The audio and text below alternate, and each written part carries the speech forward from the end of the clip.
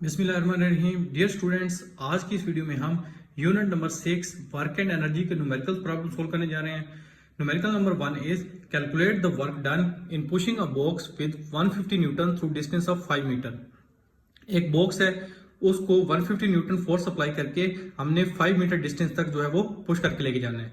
तो इसके लिए हमें कितना वर्क डन जो है वो रिक्वायर्ड होगा वो हमने कैलकुलेट करना है। तो वर्क हमने फाइंड करना है। वर्क को W से रिप्रेजेंट करते हैं। फोर्स हमें गिवन है 150 न्यूटन, डिस्टेंस S जो है वो 5 मीटर है। तो इसका सोल्यूशन देखते हैं।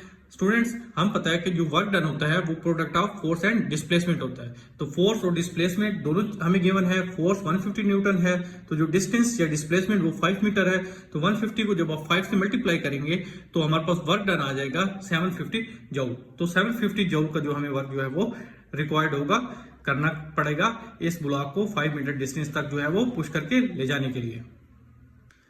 नेक्स्ट सेकंड न्यूमेरिकल है, a boy weighing 75 Newton jumps up and gains 300 joule of gravitational potential energy. एक बॉय जिसका वेट 75 न्यूटन है वो जंप्स अप करता है और 300 जूल की ग्रेविटेशनल पोटेंशियल एनर्जी जो है वो गेन करता है। Find the height to which the boy will rise. तो हमने वो हाइट फाइंड करनी है जहां तक बॉय जो है वो राइज करेगा। तो हमारे पास जो वेट है वो 75 न्यूटन है, ग्रेविटेशनल पोटेंशियल एनर्जी जो है वो 300 जूल है, हाइट h हमने फाइंड करनी है। तो स्टूडेंट्स, हमें पता है जो ग्रेविटेशनल पोटेंशियल एनर्जी का फार्मूला होता है या जस्ट जो सिंपल पोटेंशियल एनर्जी का फार्मूला होता है वो होता है mgh। तो mg, क्योंकि हमें पता है हमें इस क्वेश्चन में वेट गिवन है और वेट जो है w हमारे पास इक्वल होता है mg के। तो mg की जगह हम w पुट कर देंगे तो ग्रेविटेशनल पोटेंशियल एनर्जी हो गई wh के इक्वल। चूंकि हमने हाइट h फाइंड करनी है तो h आ जाएगी gravitational potential energy divided by weight. Weight और ग्रेविटेशनल पोटेंशियल एनर्जी इन दोनों की वैल्यूज हमें गिवन है, वो हम इस फार्मूला में पुट कर देंगे तो हमारे पास हाइट आ जाएगी 4 मीटर।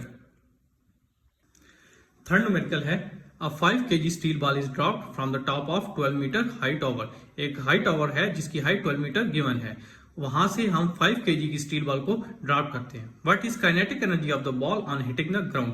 तो जब ये बॉल ग्राउंड को हिट करेगी तो इसकी काइनेटिक एनर्जी क्या होगी, एक ये हमने फाइंड करनी है। Second, with what velocity will it hit the ground.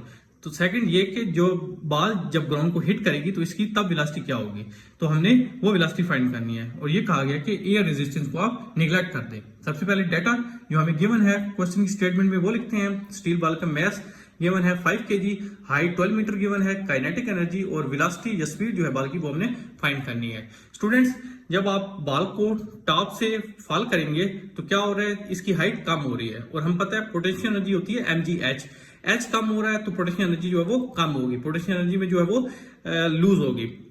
और काइनेटिक एनर्जी होती है हाफ mv स्क्वायर। तो जैसे जैसे बॉल ग्राउंड की तरफ आ रही है, ग्राउंड के करीब आ रही है, तो इसकी वेलोसिटी जो है वो बढ़ जाएगी, जिसकी वजह से काइनेटिक एनर्जी जो है वो भी इंक्रीज कर जाएगी, मतलब काइनेटिक एनर्जी में गेन आएगा। इस वजह से मैंने ये फार्मूला यहाँ पे लिखा है और ये आपकी बुक में भी गिवन है कि gain in kinetic energy equal to loss in potential energy. Kinetic energy और बराबर है mgh के, जो कि पोटेंशियल एनर्जी है, और काइनेटिक एनर्जी यहां से हमने फाइंड करनी है और m हमें गिवन है 5 kg, g और h की वैल्यू भी जो है वो गिवन है। तो जब आप इनको मल्टीप्लाई करेंगे तो काइनेटिक एनर्जी आ जाएगी 588 जूल। तो जब बॉल जो है ग्राउंड को हिट करेगी तब उसकी काइनेटिक एनर्जी जो है वो 588 जूल होगी। अब हम पता है काइनेटिक एनर्जी का फार्मूला होता है हाफ mv स्क्वायर। हमने वेलोसिटी फाइंड करनी है v, तो v स्क्वायर आ जाएगा 2 kinetic energy divide by m। Kinetic energy और मास की वैल्यू हमें गिवन है, वो आप इस फार्मूला में पुट कर दें। जब आप सोल्व करेंगे तो हमारे पास v स्क्वायर आ जाएगा 235.2। क्योंकि हमने जस्ट वेलोसिटी फाइंड करनी है तो स्क्वायर रूट कर लें दोनों साइड, तो वेलोसिटी आ जाएगी 15.3 मीटर पर सेकंड। तो ये वो वेलोसिटी है जिसके साथ बॉल जो है ग्राउंड को हिट करेगी। नेक्स्ट न्यूमेरिकल है, a 2 kg rock is dropped from 20 metre tall building. एक 20 मीटर टॉल बिल्डिंग है, वहां से 2 kg मास का रॉक जो है वो ड्रॉप करते हैं। What is kinetic and gravitational potential energy when the rock has fallen 15 metre. तो ये इनिशियल हाइट हमारे पास 20 मीटर है, h फाइनल हाइट है, ये वो पॉइंट है यहां तक रॉक जो है वो 15 मीटर डिस्टेंस जो है वो फॉल करता है। सबसे पहले डाटा है, मास 2 kg गिवन है हमारे पास रॉक का, इनिशियल हाइट 20 मीटर है और काइनेटिक और ग्रेविटेशनल पोटेंशियल एनर्जी हमने फाइंड करनी है और d जो है वो 15 मीटर गिवन है। तो स्टूडेंट, सबसे पहले ग्रेविटेशनल पोटेंशियल एनर्जी हम फाइंड कर लेते हैं क्योंकि इसको कैलकुलेट करना इजी होता है और ये हमारे पास जस्ट mgh की इक्वल होती है। अब यहाँ पे आपने कौन सी हाइट यूज करनी है, क्वेश्चन ये है, तो आपने यहाँ पे फाइनल हाइट यूज करनी है, क्योंकि एच एफ ये वो पॉइंट है जहां तक रॉक जो है वो 15 मीटर डिस्टेंस जो है वो फॉल कर जाता है। तो ये आ जाएगा हमारे पास, फाइनल हाइट होगी इनिशियल हाइट माइनस डी, जो कि 15 मीटर जो है वो गिवन है। तो जब आप यहाँ पे m की वैल्यू 2 है, g की वैल्यू 9.8 है, hi और d की वैल्यू गिवन है, जब आप इस फार्मूला में पुट करेंगे, आप सोल्व करेंगे, तो ग्रेविटेशन पोटेंशियल एनर्जी आ जाएगी 98 जूल। स्टूडेंट्स, जब रॉक को हाइट पे था तो वहां पे उसके पास पोटेंशियल एनर्जी थी, जब जैसे आप उसको फॉल करते हैं तो क्या हो रहा है, उसकी पोटेंशियल एनर्जी कम हो रही है और वो अपनी काइनेटिक एनर्जी जो है वो गेन कर रहा है। तो ये फार्मूला यूज करेंगे हम काइनेटिक एनर्जी को फाइंड करने के लिए। Gain in kinetic energy is equal to loss in potential energy. Potential energy कम हो रही है जैसे हाइट कम हो रही है, और जैसे जैसे हाइट कम होने से उसकी वेलोसिटी बढ़ रही है, जिसकी वजह से उसकी काइनेटिक एनर्जी बढ़ रही है, इसलिए गेन इन काइनेटिक एनर्जी हो रहा है। तो kinetic energy is equal to mghi minus mghf। यहां से mg आप कॉमन ले लें, hi माइनस hf हो जाएगा। तो m की वैल्यू 2 है, g की वैल्यू 9.8 है, इनिशियल हाइट जो या टोटल हाइट जो है वो 20 मीटर थी और फाइनल हाइट 5 है। तो अब आप क्या कर लेंगे, अब आप ये कर लेंगे कि आप इनको मल्टीप्लाई कर लेंगे, तो काइनेटिक एनर्जी जो है वो आ जाएगी 294 जूल। न्यूमेरिकल नंबर 5 है, a rocket with a mass of 800 gram is launched vertically upward with an initial speed of 30 metre पर सेकेंड। एक रॉकेट जिसका मास 800 ग्राम है उसको वर्टिकली अपवर्ड लॉन्च किया जाता है इनिशियल स्पीड 30 मीटर पर सेकेंड के साथ। Part A, assuming no air resistance, let करें कोई एयर रेजिस्टेंस नहीं है। Calculate the maximum height the rocket would reach, तो मैक्सिमम हाइट फाइंड करें जहां तक रॉकेट जो है वो मूव करेगा। फिर पार्ट बी में वो कहता है if due to air friction, अगर एयर फ्रिक्शन हम ऐड कर दें तो rocket only rises to 25 metre, तो जो रॉकेट है वो सिर्फ 25 मीटर डिस्टेंस तक जो है वो राइज करता है। Determine work done against air resistance, जो वर्क डन होगा अगेंस्ट एयर रेजिस्टेंस वो कैलकुलेट करें। सबसे पहले डाटा लिखा है, मैस गिवन है रॉकेट का 800 ग्राम, क्योंकि हमारे पास ऐसे यूनिट केजी है तो 800 को 1000 से डिवाइड कर देंगे तो ये आ जाएगा 0.8 केजी। स्पीड गिवन है रॉकेट की 30 मीटर पर सेकंड। पार्ट ए में हमने हाइट फाइंड करनी है, मैक्सिमम हाइट, और पार्ट बी में हमें बता दिया है कि रॉकेट जो है 25 मीटर हाइट तक जो है वो राइज करता है। तो इस केस में हमने वर्क डन फाइंड करना है, जो हमें करना पड़ेगा अगेंस्ट द फ्रिक्शन फोर्सेस। तो इनिशियली क्या है, रॉकेट के पास काइनेटिक एनर्जी है, तो इसकी काइनेटिक एनर्जी जो है वो कन्वर्ट होगी पोटेंशियल एनर्जी में। तो हम जो इक्वेशन यूज करेंगे वो ये करेंगे, गेन इन पोटेंशियल एनर्जी बराबर है लॉस इन काइनेटिक एनर्जी के, क्योंकि जैसे जैसे रॉकेट जो है वो अपवर्ड मूव करेगा तो क्योंकि हाइट बढ़ रही है तो वो पोटेंशियल एनर्जी उसकी बढ़ेगी और काइनेटिक एनर्जी जो है वो उसकी कम होगी। वहां से ये इक्वेशन जो है वो बेसिकली लिखी जाती है। तो पोटेंशियल एनर्जी होती है mgh और काइनेटिक एनर्जी होती है हाफ mv²। मैथ्स दोनों साइड मौजूद है इक्वेशन के, ये कट हो जाएगा, हमारे पास जी एच आ जाएगा हाफ वी स्क्वायर से। हमने हाइट फाइंड करनी है तो हाइट हो जाएगी we square divide by 2g, ये जी यहाँ जाके डिवाइड हो गया। अब v और g की वैल्यू पुट कर दें इस फार्मूले में। स्पीड हमारे पास 30 मीटर पर सेकंड है और g की वैल्यू 9.8 होती है। जब आप इसको सोल्व करेंगे तो आपके पास हाइट आ जाएगी 45.9 मीटर। अब सेकंड पार्ट है, अब इसमें हमने क्या करना है, इसमें हमने वर्क डन जो है वो फाइंड करना है। तो इस केस में लॉस इन काइनेटिक एनर्जी और work done against friction forces ये बराबर होगा गेन इन पोटेंशियल एनर्जी के। तो अब जो लॉस इन काइनेटिक एनर्जी है वो ई के है, वर्क डन जो है वो डब्ल्यू है और पोटेंशियल एनर्जी जो है उसको ई पी से रिप्रेजेंट किया हुआ है। हमने चूंकि वर्क डन फाइंड करना है तो वर्क डन हो जाएगा potential energy minus kinetic energy, और पोटेंशियल एनर्जी होती है हमारे पास एम जी एच और काइनेटिक एनर्जी होती है हाफ एम वी स्क्वायर। यहाँ पे आप वैल्यूज पुट कर दें, एम की वैल्यू 0.8 है, जी 9.8 होता है, एच जो है वो 25 मीटर गिवन है सेकेंड पार्ट में, और v जो है स्पीड वो भी गिवन है, वो है 30 मीटर पर सेकेंड। तो जब आप इसको सोल्व करेंगे तो वर्क डन आ जाएगा -164 जूल।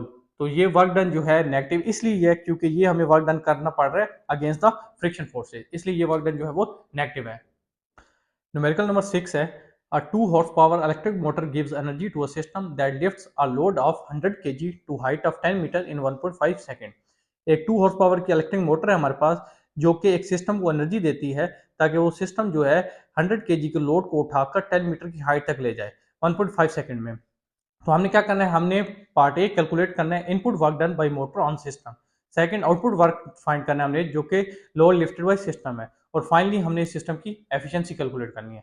सबसे पहले डाटा मैंने लिखा है, पावर हमें गिवन है 2 हॉर्स पावर, 1 हॉर्स पावर 746 वाट के बराबर होता है। तो 2 को 746 से मल्टीप्लाई कर लेंगे तो हमारे पास जो पावर है वो वाट में आ जाएगी। और मैस गिवन है जो कि बेसिकली लोड है 100 केजी, और जिस हाइट तक इस लोड को लेके जाते हैं वो 10 मीटर है, और टाइम जो है 1.5 सेकंड जो है वो है। तो दो तरह के वर्क फाइंड करने हैं, एक इनपुट वर्क है, एक आउटपुट वर्क है। तो जो हमारे पास इनपुट वर्क होगा उसको कैलकुलेट करने के लिए सिंपल हम पावर का फार्मूला यूज करेंगे, क्योंकि पावर हमारे पास होती है वर्क पर यूनिट टाइम। तो यहाँ से वर्क आ जाएगा पीटी, पावर और टाइम की यहाँ पे वैल्यू आउटपुट कर देंगे इस फार्मूले में।